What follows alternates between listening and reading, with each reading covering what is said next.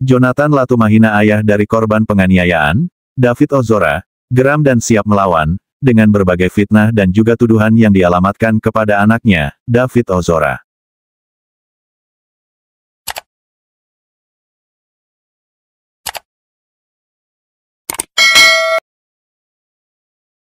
Anaknya menjadi korban penganiayaan, kini justru banyak beredar kabar yang menyudutkan dan fitnah yang dialamatkan kepada anaknya, David Ozora. Di mana hal itu diduga disebarkan oleh pihak yang sedang berperkara ini. Berbagai fitnah dan tuduhan kejam yang dialamatkan kepada David, tidak luput perhatian dari sang ayah, Jonathan Latumahina. Meski masih berduka, dikarenakan kondisi David hingga hari ini masih dalam kondisi yang belum sadar, seolah masih menahan emosi dan amarahnya, terhadap apa yang dilakukan terhadap anaknya, David Ozora. Jonathan Latumahina mengaku, siap membongkar berbagai fitnah para tersangka penganiayaan putranya David Ozora, yang kini masih terbaring di rumah sakit. Pernyataan itu diungkapkan oleh Jonathan Latumahina, melalui cuitannya di akun Twitter pribadinya, @seksiksak. Dalam cuitan tersebut, Jonathan Latumahina seolah-olah masih belum terima, atas apa yang terjadi pada putra tercintanya tersebut.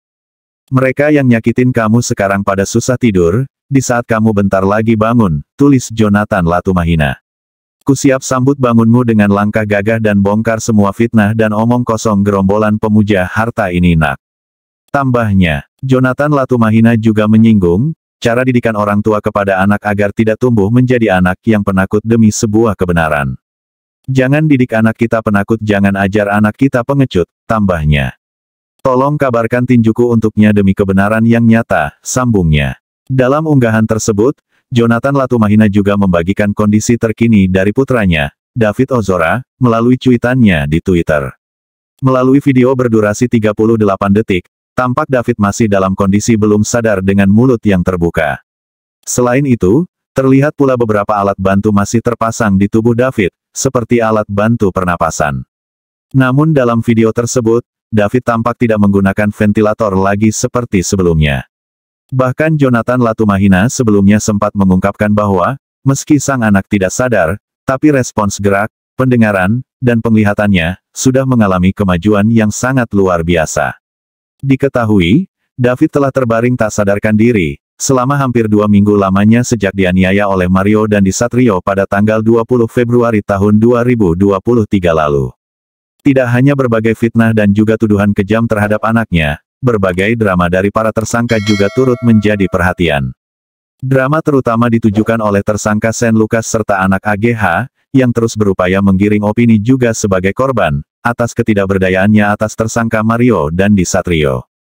Kegeraman karena peran masing-masing tersangka yang jelas dalam berbagai rekaman, jejak digital dan juga keterangan saksi-saksi, yang secara terang benderang, mengkonfirmasi peranannya masing-masing, dalam penganiayaan terhadap David Ozora.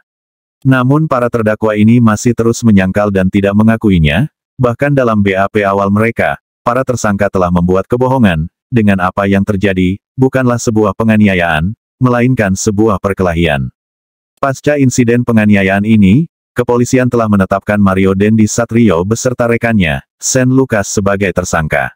Di Reskrimum Polda Metro Jaya, Kombes Pol Hengki Haryadi mengatakan, kedua tersangka disangkakan dengan pasal berlapis.